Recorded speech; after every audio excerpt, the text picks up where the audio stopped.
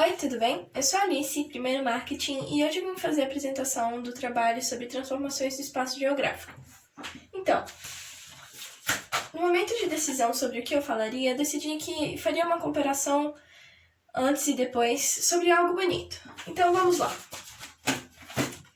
É só uma piada para descontrair, perdão. Brincadeira. Hoje eu vou falar sobre o bairro da Liberdade. Bom, para fazer essa comparação, primeiro eu quis trazer um contexto histórico para que melhor fosse compreendido. Então vamos lá. Começando no século XIX, o bairro era inicialmente chamado Bairro da Pólvora, por conta de uma casa da pólvora localizada nas proximidades.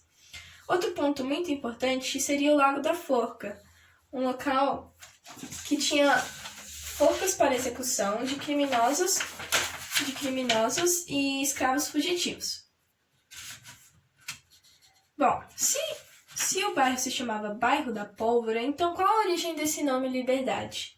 Existem duas teorias. A primeira teoria tem relação com os soldados Chaguinhas e Contidiba.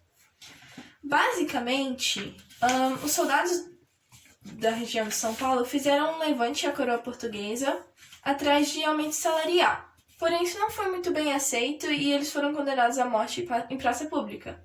Só que, especificamente, com tais soldados, a corda da forca arrebentou várias vezes e a população que estava assistindo começou a gritar por liberdade, em relação ao nome.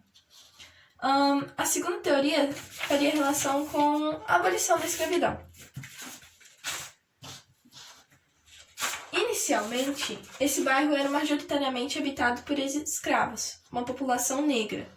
E com o passar do tempo, o trabalho escravo foi sendo substituído pelo trabalho de imigrantes. Agora, no século XX, iniciamos com o contexto dos imigrantes portugueses e italianos. Estabelecidos na região de São Paulo, na região da Liberdade, esses portugueses e italianos construíam uma espécie de sobrados, pensões. E em 1912, com a vinda da população japonesa, os japoneses procuravam moradias de baixo custo, porque eles estavam fugindo de uma crise econômica e da superpopulação no Japão. Então eles vieram atrás de melhores condições de vida. Trabalhavam muito e por isso precisavam de soluções para que pudessem gastar menos. E as soluções para eles seriam essas pensões que ficavam na rua Conde de Sarzedas, que fez com que grande parte dessa população japonesa se concentrasse nessa rua. Consequentemente, escolas e comércios de cultura japonesa foram estabelecidos no local, o que trouxe como se um pedacinho do Japão viesse para o Brasil. Em 53, a Rua Galvão Bueno passou a ser o centro do bairro, por conta de um prédio de 5 andares inaugurado. Esse prédio tinha o Cine Niterói. O Cine Niterói era um ícone, porque ele era um cinema muito grande, ele abrigava até 1.500 espectadores, e ele virou tipo um polo dali, e todo o comércio e as residências começaram a ser construídos em volta do local. Então, o que antes ficava na Rua Conde de Sarzedas mudou para a Rua Galvão Bueno. A partir de uma iniciativa da Associação da Liberdade, foram colocadas a decoração japonesa, o ícone do local. Você pensa em liberdade e logo vem à mente os postes, né? Então, consequência de tal iniciativa. Isso traz uma reflexão, porque essa paisagem que vem em nossa mente é só japonesa. Você não pensa em outros povos. Só que não é bem assim, porque a liberdade não é só Japão, a liberdade também tem uma essência chinesa e coreana. Isso é como se tivessem construído uma casca japonesa para uma essência oriental, uma espécie de generalização, que não é muito legal, né? Então é isso. Como eu já trouxe o contexto histórico, agora eu vou trazer a análise do espaço. Aqui eu trouxe uma imagem antes e depois do bairro, e a diferença é nítida, né? Aqui temos a consequência da já citada Associação da Liberdade, que trouxe a decoração japonesa,